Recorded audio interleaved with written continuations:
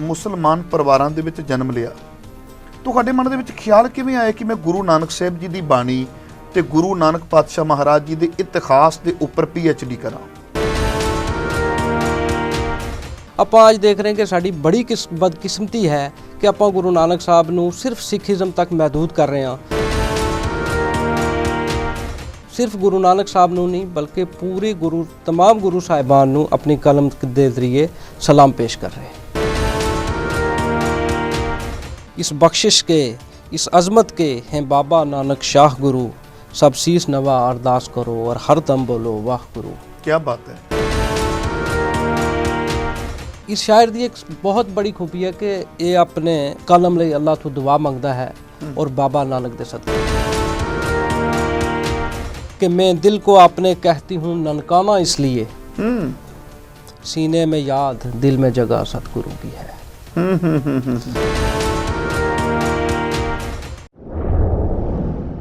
देश विदेश के सारे ही दर्शकों का तुहाडे अपने सेवक हरप्रीत सिंह मखू वालों तहे दिल तो स्वागत किया जाता। दर्शकों, जिवें तुहानूं पता है कि मैनूं कोई ऐसी शख्सियत मिल जाती है जिन्हें धर्म समाज की दुनिया के अंदर कोई एक विलखण पैड़ पाई होंदी है, तो उन्होंने शख्सियतों को लभ के मैं कैमरे की अख ते रख के तुहाडे रूबरू कर देना वा। भावें कई बार समा लैण के लिए मैनूं लंबे इंतजार करने पैंदे ने, पर मैं बड़ा सबर लैके चलदा वां कि ये शख्सियत कभी भी मैनूं समा देवे तो इन्हां दी कीती कोई खोज मैं तुहाडे अगे लैके आवां।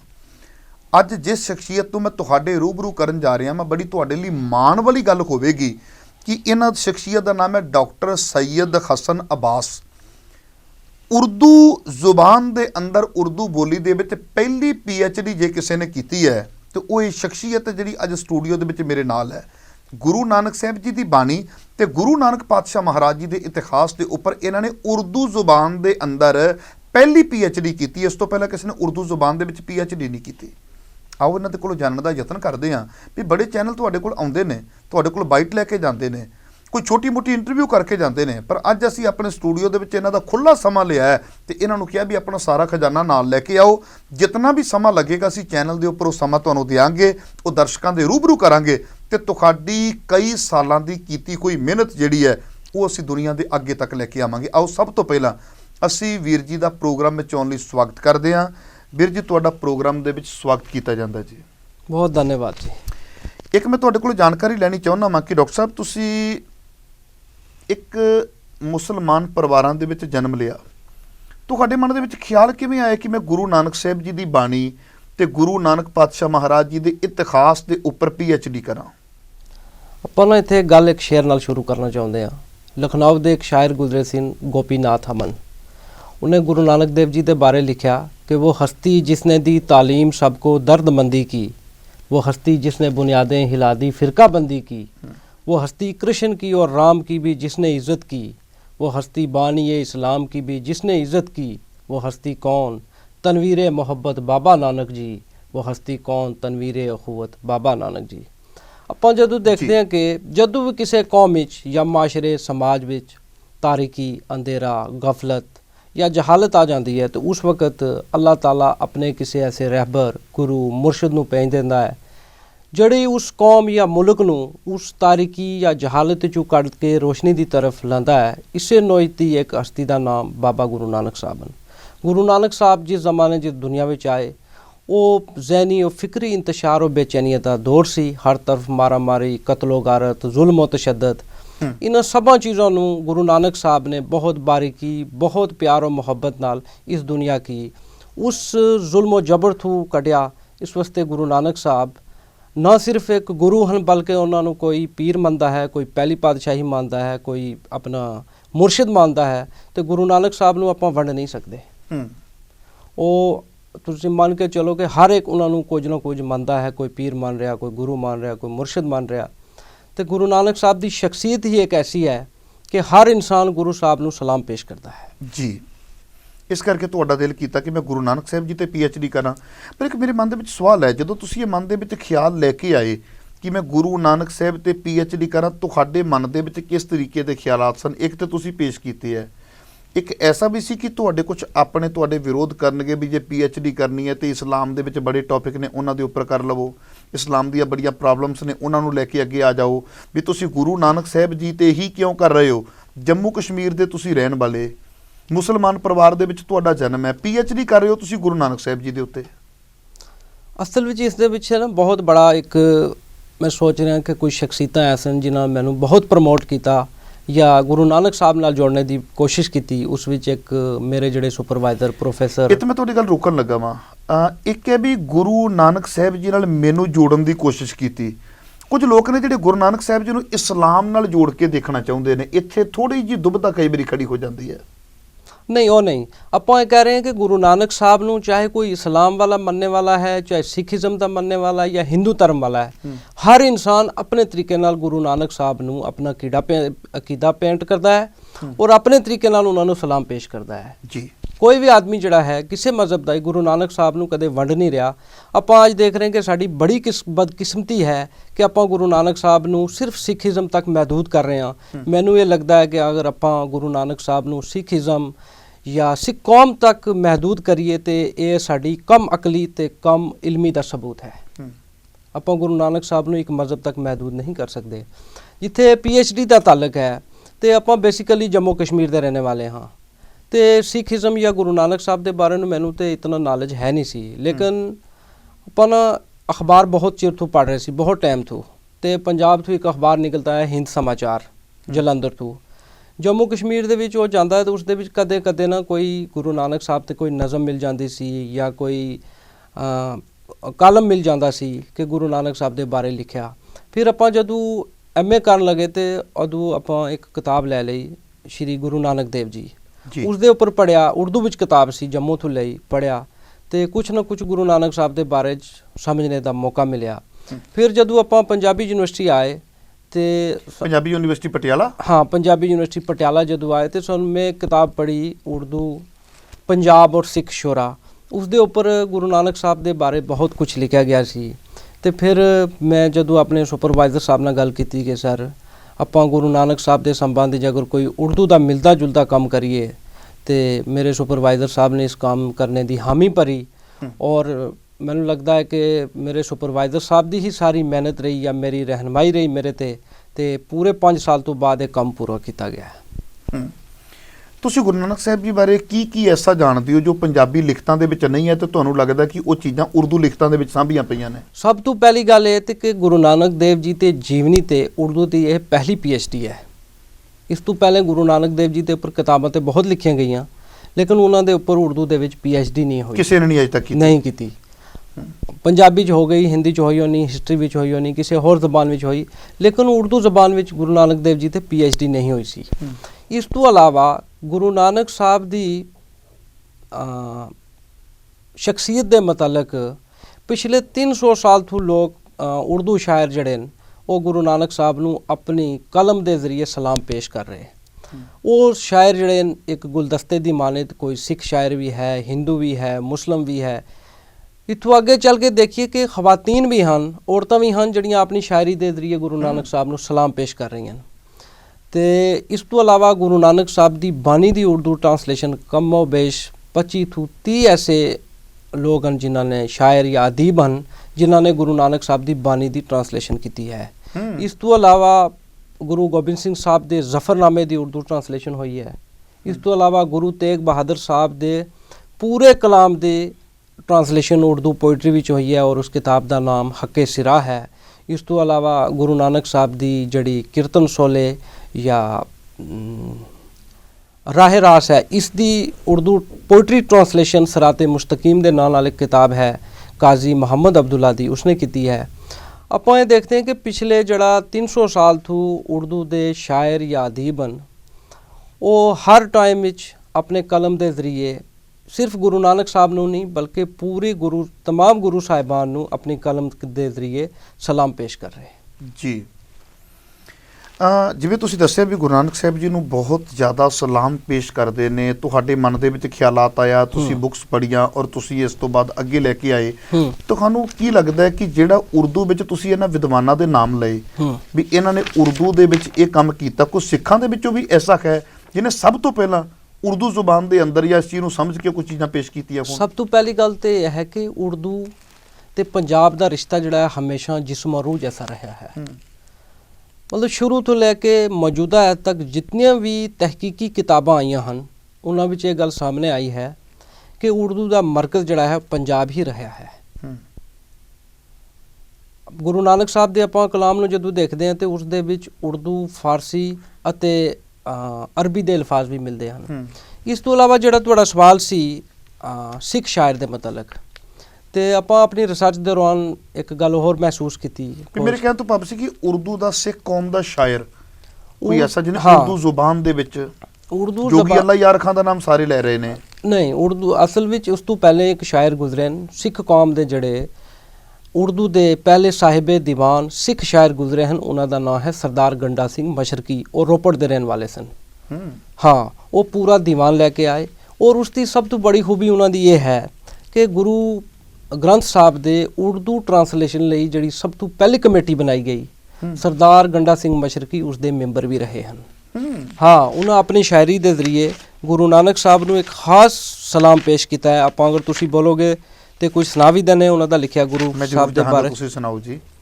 ਉਹਨਾਂ ਨੇ ਇੱਕ ਨਜ਼ਮ ਲਿਖੀ ਹੈ ਵਾਹਿਗੁਰੂ, ਗੁਰੂ ਨਾਨਕ ਸਾਹਿਬ ਦੀ ਸ਼ਾਨ ਵਿੱਚ।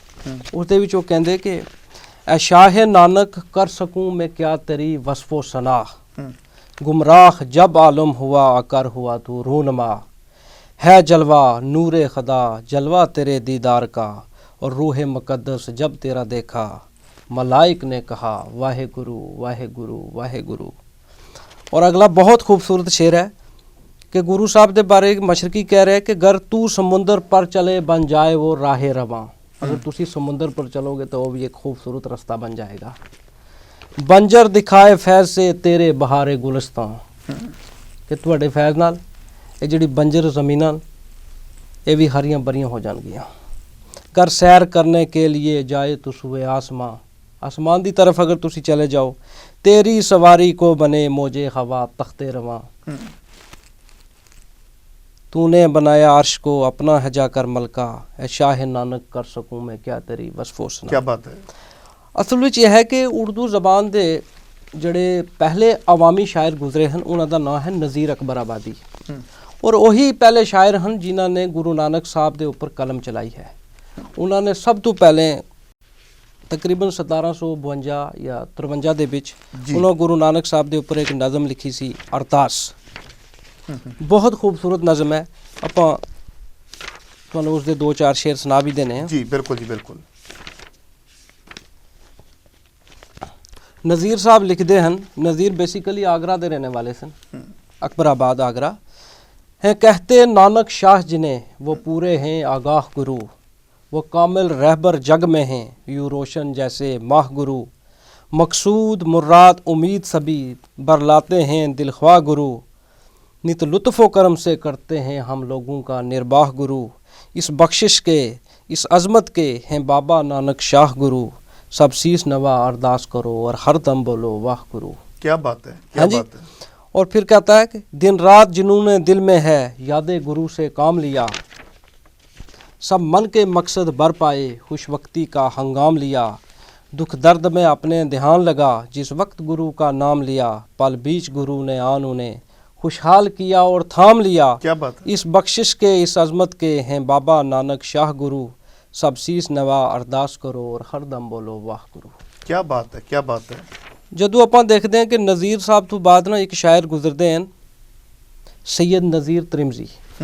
ਉਹਨਾਂ ਨੇ ਗੁਰੂ ਨਾਨਕ ਸਾਹਿਬ ਦੀ ਵਿਲਾਦਤ ਨੂੰ, ਜਦੋਂ ਗੁਰੂ ਸਾਹਿਬ ਦਾ ਜ਼ਹੂਰ ਹੋਇਆ, ਪ੍ਰਕਾਸ਼ ਹੋਇਆ ਜਦੋਂ ਗੁਰੂ ਸਾਹਿਬ, ਉਸ ਦੇ ਬਾਰੇ ਜੋ ਕਿ ਖੂਬਸੂਰਤ ਲਿਖਦੇ ਹਨ ਕਿ ਗੁਰੂ ਜੀ ਤਵੱਲਦ हुए जिस घड़ी अजब रात थी वो सितारों जड़ी, था चांद अपने जोबन पे आया हुआ फ़ज़ा पर नशा सा छाया हुआ, करम आज परमात्मा ने किया ज़माने को हादी और रहबर दिया, मुक़द्दर ने किस्मत को चमका दिया बदी ने तक़द्दुस को गहना दिया, ज़माने में खुशियाँ मनाई गई अक़ीदत की शम्में जलाई गई।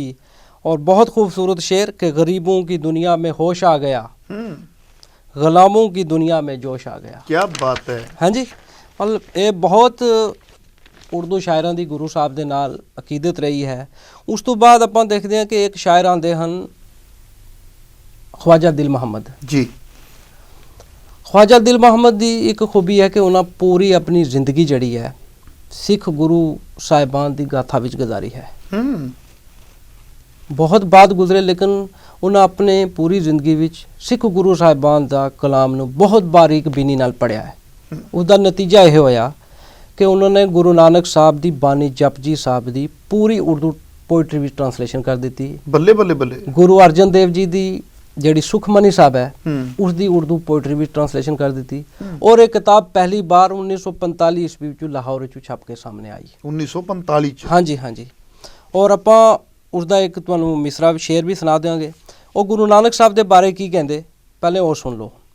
ਕਹਿੰਦੇ ਜੋ ਮਨ का रोग गवाते हैं वो हैं सच्चे ज़ीशान गुरु, जो सीधी राह दिखाते हैं तो उनको अपना मान गुरु, कर हासिल मन की नरमी को, कर दूर तासब गर्मी को, तो छोड़ अपनी हट दर्मी को, देते हैं ये फरमान गुरु।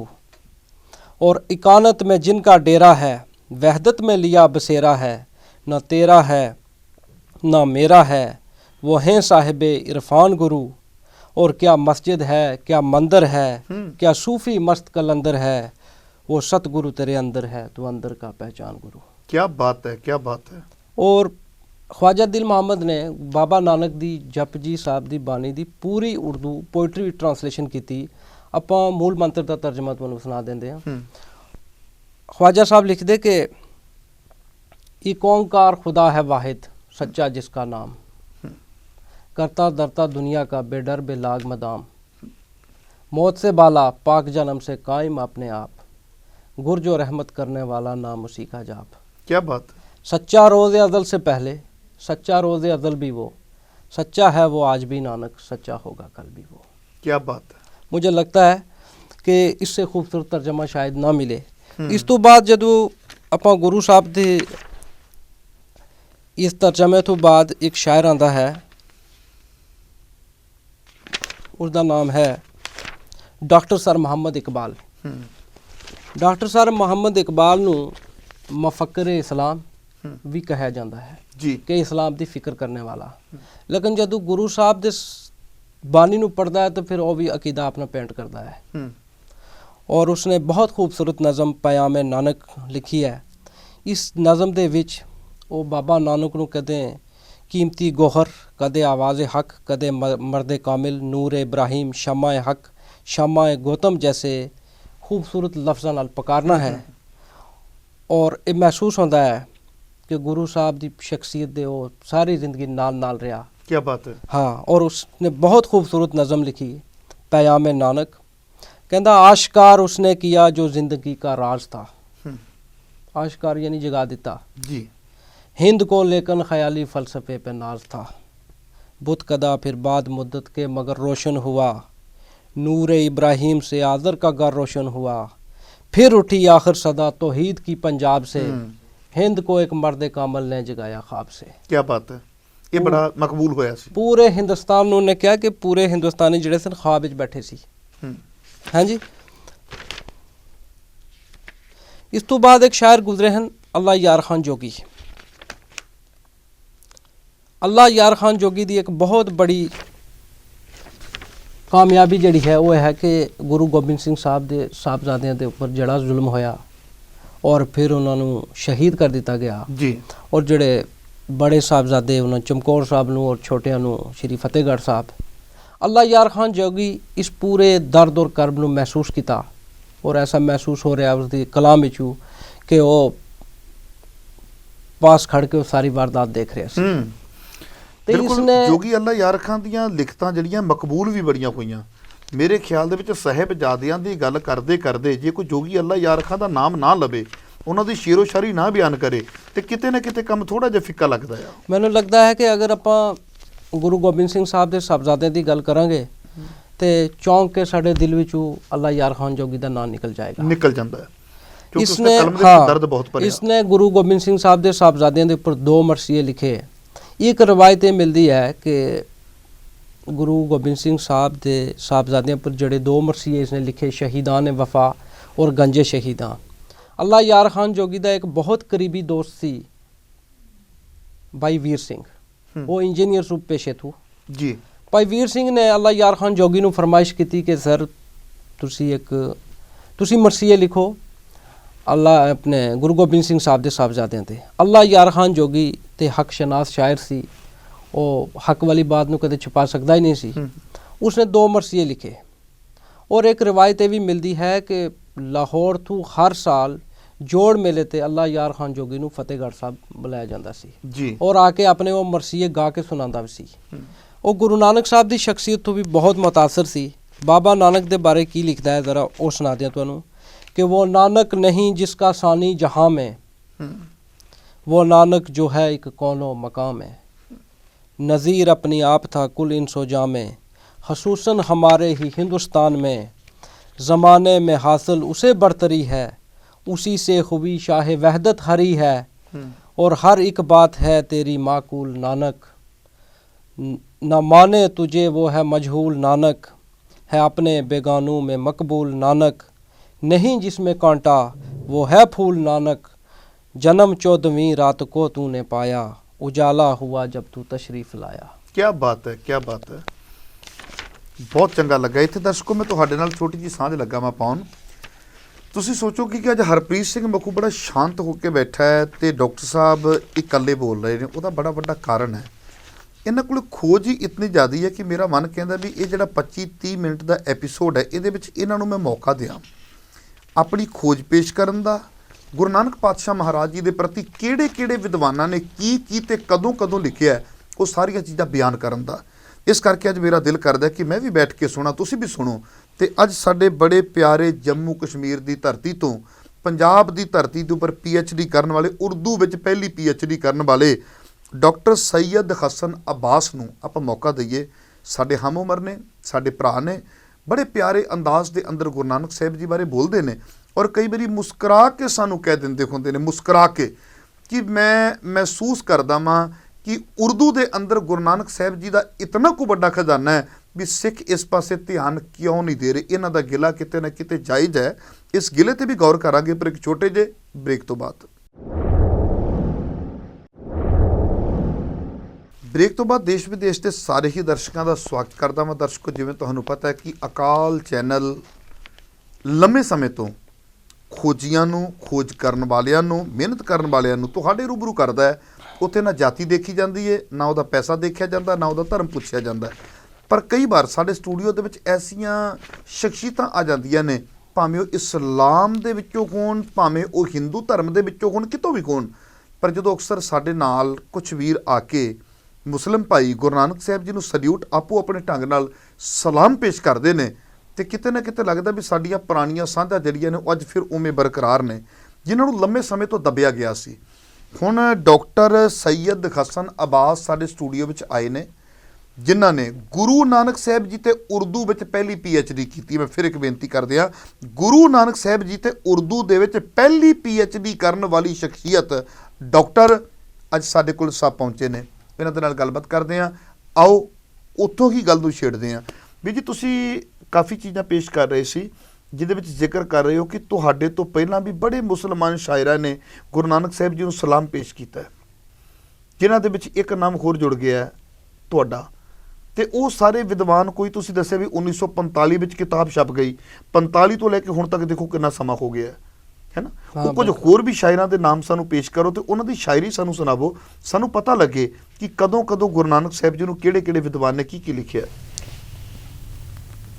1950 ਤੋਂ ਬਾਅਦ ਇੱਕ ਸ਼ਾਇਰ ਗੁਜ਼ਰੇ ਹਨ, ਮਹਿਦੀ ਨਜ਼ਮੀ, ਜਿੱਥੇ ਉਹ ਨਵਾਬਾਂ ਦਾ ਸ਼ਹਿਰ ਲਖਨਊ ਦੇ ਰਹਿਣੇ ਵਾਲੇ ਸੀ।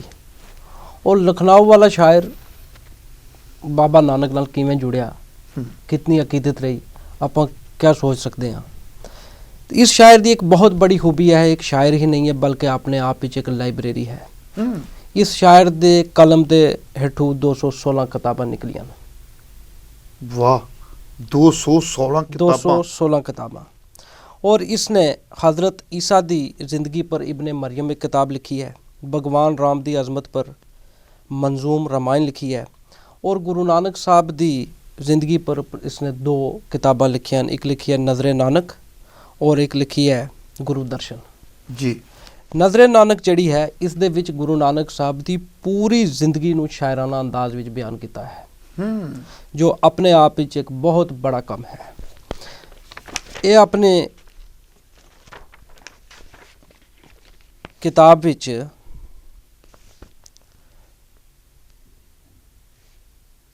ਸਿਰਫ ਇੱਕ ਗੁਰੂ ਨਾਨਕ ਸਾਹਿਬ ਦੀ ਜੀਵਨੀ ਪਰ ਕਿਤਾਬ ਹੀ ਨਹੀਂ ਹੈ, ਬਲਕਿ ਇੱਕ ਮੁਕੰਮਲ ਤਾਰੀਖ ਹੈ, ਜਿਸ ਦੇ ਵਿੱਚ ਬਾਬਾ ਨਾਨਕ ਦੇ ਜ਼ਹੂਰ ਤੋਂ ਕਬਲ ਦਾ ਜ਼ਮਾਨਾ, ਉਹਨਾਂ ਦੀ ਵਿਲਾਦਤ, ਬਚਪਨ, ਤਾਲੀਮ, ਜ਼ਨਾਰਬੰਦੀ, ਖਰਾ ਸੌਦਾ, ਸੁਲਤਾਨਪੁਰ ਵਿੱਚ ਆਮਦ, ਮਸਜਿਦ ਨਮਾਜ਼, ਸ਼ਾਦੀ, ਉਦਾਸੀਆਂ, ਹਮਲਾ ਬਾਬਰ ਔਰ ਜੋਤੀ ਜੋਤ ਸਮਾਨੇ ਤੱਕ ਦਾ ਸਾਰਾ ਕਿੱਸਾ ਇਸਨੇ ਆਪਣੀ ਸ਼ਾਇਰੀ ਵਿੱਚ ਬਿਆਨ ਕੀਤਾ ਹੈ। ਇਸ ਸ਼ਾਇਰ ਦੀ ਇੱਕ ਬਹੁਤ ਬੜੀ ਖੂਬੀ ਹੈ ਕਿ ਇਹ ਆਪਣੇ ਕਲਮ ਲਈ ਅੱਲਾਹ ਤੋਂ ਦੁਆ ਮੰਗਦਾ ਹੈ और बाबा नानक दे सदके। क्या बात है। मुस्लिम शायर वो लिखता है कि ए खुदा मेरे कलम को कुदरत तहरीर दे, हुस्न दे तर्ज बयां को, नज़म को तासीर दे, नज़र देना है अकीदत पेशवाए हिंद को। पेशवा कह देता है इसने बाबे जी नो। नज़म करना है जमाले रहनुमाए हिंद को, रहनुमा जिसने दिखाया रास्ता तौहीद का, जिसको हासिल है शरफ तहजीब की तजदीद का। इसी तरह महदी नज़मी अपनी एक दूसरी नज़म विच हिंदुस्तान दी सलामती लई बाबा नानक दे सदके दुआ मंगता है। वो लिखता है कि वास्ता नानक का यार अब हिंद को तोकीर दे, कुव्वते जहदो अमल दे, जज्बाए तामीर दे, एक ले हो एक नगमा, एक सरगम, एक साज, एक मंजिल हो वतन की है खुदाए बेनियाज। क्या बात है। ਆਪਾਂ ਦੇਖਦੇ ਹਾਂ ਕਿ ਇਹਨਾਂ ਸ਼ਾਇਰਾਂ ਤੋਂ ਇਲਾਵਾ ਅਸੀਂ ਖਵਾਤੀਨ ਸ਼ਾਇਰਾਤ ਵੀ ਹਨ ਜਿਨ੍ਹਾਂ ਨੇ ਬਾਬਾ ਨੂੰ ਆਪਣੀ ਸ਼ਾਇਰੀ ਦੇ ਜ਼ਰੀਏ ਸਲਾਮ ਪੇਸ਼ ਕੀਤਾ। ਇਸ ਦੇ ਵਿੱਚ ਇੱਕ ਅਹਿਮ ਨਾਮ मोहतरमा सीमा कामल साहिबा दा है। वो लिखती है कि सीने में नूर दिल में ज़या सतगुरु की है, तूरे निगाह जलवा सरा सतगुरु की है, मुद्दत से कर रही हूँ मैं तकमील मार्फत, ये जान और रुख वक्फ व सना सतगुरु की है। और बहुत खूबसूरत शेर है उसका कि मैं दिल को अपने कहती हूँ ननकाना इसलिए, सीने में याद दिल में जगह सतगुरु की है। और इससे भी कीजिए पसे पर्दा कभी कलाम, मुद्दत से सीमा मदा सरा सतगुरु की है। अपन देखते हैं कि कम से कम ऐसे सैकड़ों शायर हैं जिन्हों ने गुरु नानक साहब ਨੂੰ अपनी शायरी ਦੇ ਜ਼ਰੀਏ ਸਲਾਮ ਪੇਸ਼ ਕੀਤਾ ਹੈ। ਤੁਹਾਨੂੰ ਕੀ ਲੱਗਦਾ ਵੀ ਇਹ ਸਾਰਿਆਂ ਨੂੰ ਦੱਬਿਆ ਕਿਉਂ ਗਿਆ? ਇਹ ਕਿਉਂ ਨਹੀਂ ਪੇਸ਼ ਕੀਤਾ ਗਿਆ? ਨਾ ਸਿੱਖ ਹਿਸਟੋਰੀਅਨ ਵੱਲੋਂ ਪੇਸ਼ ਕੀਤਾ ਗਿਆ, ਨਾ ਮੁਸਲਮਾਨਾਂ ਵੱਲੋਂ ਪੇਸ਼ ਕੀਤਾ ਗਿਆ, ਤੇ ਨਾ ਹੀ ਕੁਝ ਮੇਰੇ ਖਿਆਲ ਦੇ ਵਿੱਚ ਮਤਸਵੀ ਲੋਕ ਐਸਾ ਚਾਹੁੰਦੇ ਨੇ ਕਿ ਇਹ ਚੀਜ਼ਾਂ ਪੇਸ਼ ਹੋ ਜਾਣ ਤੇ ਸਿੱਖ ਮੁਸਲਮ ਸਾਂਝਾ ਬਰਕਰਾਰ। ਤੁਹਾਨੂੰ ਲੱਗਦਾ ਕੀ ਪਿਆ ਇਹਦੇ ਪਿਛਲੀ ਸਾਜ਼ਿਸ਼ ਬਾਰੇ ਸਾਨੂੰ ਥੋੜਾ ਜਿਹਾ ਦੱਸੋ। ਮੈਨੂੰ ਇਹ ਲੱਗਦਾ ਹੈ ਕਿ 1947 ਤੋਂ ਪਹਿਲੇ ਜਿਹੜਾ ਹੈ ਉਰਦੂ ਜ਼ਬਾਨ ਜਿਹੜੀ ਹੈ ਉਹ ਕਿਸੇ ਇੱਕ ਫਿਰਕੇ ਜਾਂ ਮਜ਼ਹਬ ਦੀ ਜ਼ਬਾਨ ਨਹੀਂ ਹੈ। ਉਰਦੂ ਜ਼ਬਾਨ ਜਿਹੜੀ ਹੈ ਉਸਨੇ ਹਮੇਸ਼ਾ ਜਿਹੜਾ ਆ अपना सैकुलर किरदार साबित किया है। जिमें सरदार गंडा सिंह मशरकी जी हो गए, भाई कान सिंह हो गए, भाई वीर सिंह हो गए, ये उर्दू के सारे सिपाही सन। इन्होंने कदों नहीं कदे भी पूरी जिंदगी यह नहीं किया कि उर्दू मुसलमानों की जबान है। 1947 तक तो सब बराबर चलिया गया। जदों 47 तो मुल्क वंडिया गया तो आप देख रहे हैं कि उर्दू जी है वो सिर्फ मुसलमानों नाल जोड़ी गई कि मुसलमानों की जबान है। पंजाबी नूं सिखां दे नाल जोड़िया गया, हिंदी हो गई हिंदुआं दी ज़बान। आपां ये बात स्पष्ट कर दईए कि ज़बान कदे भी किसी मज़हब दी नहीं होंदी, ज़बान उसदी होंदी जिहड़ा भी बोलदा है, चाहे तुसीं बोलोगे मैं बोलांगे। 1947 तो बाद पंजाबियों नूं जोड़ दिता गया पंजाबी दे नाल, और जिहड़ा इतना कीमती खजाना सी, जिहड़े इतने बड़े बड़े विद्वान सी, मैनूं लगदा है सरदार गंडा सिंह मशरकी या भाई कान सिंह या भाई वीर सिंह या ख्वाजा दिल मुहम्मद, एवें जिहड़े लोग सी इन्ने बड़ा विद्वान मैनूं लगदा है कि अज दे टाइम बहुत मुश्किल है मिलना। आपां उन्हां दा इतना कीमती खजाना जिन्हां ने अपनी पूरी जिंदगी ला दी, ये कुछ इकट्ठा किया और अज महसूस कर रहे हैं कि आपां उस तो बहुत दूर जा रहे हैं जी। तो हुण मैं गुजारिश ही करांगा सब तो कि आपां एक बार फिर लौट के आइए ਤੇ ਜਿਹੜਾ ਕੀਮਤੀ ਖਜ਼ਾਨਾ ਹੈ ਆਪਾਂ ਇਸ ਨੂੰ ਕਰਨੇ। ਅਸੀਂ ਤੁਹਾਡੀਆਂ ਗੱਲਾਂ ਤੇ ਬੜੀ ਗੌਰ ਕਰਦੇ ਹਾਂ ਔਰ ਜਿੱਥੇ ਮੈਂ ਡਾਕਟਰ ਸਾਹਿਬ ਤੁਹਾਡਾ ਧੰਨਵਾਦੀ ਹਾਂ ਉੱਥੇ ਤੁਹਾਡੇ ਕੋਲ ਮੈਂ ਖਿਮਾ ਮੰਗਦਾ ਵਾਂ, ਮਾਫੀ ਮੰਗਦਾ ਵਾਂ ਕਿ ਸਮੇਂ ਦੀਆਂ ਘੜੀਆਂ ਮੈਨੂੰ ਰੋਕ ਰਹੀਆਂ ਨੇ। ਪਰ ਦਰਸ਼ਕੋ ਤੁਸੀਂ ਵੀ ਪ੍ਰੋਗਰਾਮ ਦੇਖ ਰਹੇ ਸੀ, ਬੜਾ ਤੁਹਾਨੂੰ ਵੀ ਆਨੰਦ ਆ ਰਿਹਾ ਸੀ ਵੀ ਕਿੰਨੇ ਐਸੇ ਸ਼ਾਇਰ ਨੇ ਜਿਨ੍ਹਾਂ ਨੇ ਗੁਰੂ ਨਾਨਕ ਸਾਹਿਬ ਜੀ ਬਾਰੇ ਆਪਣੀ ਕਲਮ ਚਲਾਈ ਹੈ, ਕਿੰਨੇ ਐਸੇ ਸ਼ਾਇਰ ਨੇ ਜਿਨ੍ਹਾਂ ਨੇ ਆਪਣੀ ਕਲਮ ਦੀ ਬਰਕਤ ਹੀ ਗੁਰੂ ਨਾਨਕ ਸਾਹਿਬ ਜੀ ਵਾਸਤੇ ਮੰਗੀ ਹੈ ਵੀ ਮੇਰੀ ਕਲਮ ਵਿੱਚ ਬਰਕਤ ਪਾ, ਮੇਰੀ ਕਲਮ ਦੇ ਵਿੱਚ ਤਾਕਤ ਪਾ ਕਿ ਮੇਰੀ ਕਲਮ ਗੁਰੂ ਨਾਨਕ ਸਾਹਿਬ ਜੀ ਬਾਰੇ ਕੋਈ 4 ਅੱਖਰ ਲਿਖ ਸਕੇ। ਉਹ ਵੀ ਮੁਸਲਮਾਨ ਭਰਾਵਾਂ ਵੱਲੋਂ ਏਡਾ ਵੱਡਾ ਗੁਰੂ ਨਾਨਕ ਸਾਹਿਬ ਜੀ ਬਾਰੇ ਉਦਮ ਤੇ ਉਪਰਾਲਾ ਕਰਨਾ ਕਿਤੇ ਨਾ ਕਿਤੇ ਮੈਂ ਕਹਿੰਦਾ ਧਰਮ ਨੂੰ ਇੱਕ ਦੂਜੇ ਵਿੱਚ ਜਜ਼ਬ ਕਰਨਾ ਨਹੀਂ ਹੈ, ਸਾਡੀਆਂ ਭਾਈਚਾਰਕ ਸਾਂਝਾਂ ਬਣਾਉਣਾ ਹੈ। ਆਓ ਇਹ ਸਾਰੀਆਂ ਗੱਲਾਂ ਬਾਤਾਂ ਅਸੀਂ ਕੀਤੀਆਂ ਨੇ, ਪਰ ਘੜੀਆਂ ਮੈਨੂੰ ਰੋਕਦੀਆਂ ਨੇ, ਇਸ ਕਰਕੇ ਮੈਂ ਤੁਹਾਡੇ ਨਾਲ ਵਾਅਦਾ ਕਰਦਾ ਵਾਂ ਕਿ ਅਗਲੇ ਹਫ਼ਤੇ ਵੀ ਡਾਕਟਰ ਸਾਹਿਬ ਮੇਰੇ ਨਾਲ ਹੋਣਗੇ ਤੇ ਇਹਨਾਂ ਨਾਲ ਮੈਂ ਗੱਲਬਾਤ ਕਰਾਂਗਾ ਇਸੇ ਵਿਸ਼ੇ ਦੇ ਉੱਪਰ ਕਿ ਅੱਗੇ ਇਹਨਾਂ ਦਾ ਪਲਾਨ ਕੀ ਹੈ। ਇਹਨਾਂ ਨੇ ਇੱਕ ਗੱਲ ਕਹੀ ਹੈ ਵੀ ਆਓ ਪਿੱਛੇ ਲੋਟ ਕੇ ਆਈਏ, ਉਹ ਕਿੱਥੇ ਲੋਟ ਕੇ ਆਈਏ, ਆਓ ਇਹਨਾਂ ਦੇ ਕੋਲੋਂ ਜਾਣਦੇ ਹਾਂ। ਅਗਲੇ ਹਫ਼ਤੇ ਮੇਰੇ ਨਾਲ ਹੋਣਗੇ, ਤੁਹਾਡੇ ਨਾਲ ਵਾਅਦਾ ਕਰਦਾ ਵਾਂ ਬੜੀ ਜਲਦੀ ਹਾਜ਼ਰ ਹੋਵਾਂਗੇ। ਆਪਣੇ ਸੇਵਕ ਹਰਪ੍ਰੀਤ ਸਿੰਘ ਮੱਖੂ ਨੂੰ ਦਿਓ ਇਜਾਜ਼ਤ। ਵਾਹਿਗੁਰੂ ਜੀ ਕਾ ਖਾਲਸਾ, ਵਾਹਿਗੁਰੂ ਜੀ ਕੀ ਫਤਿਹ।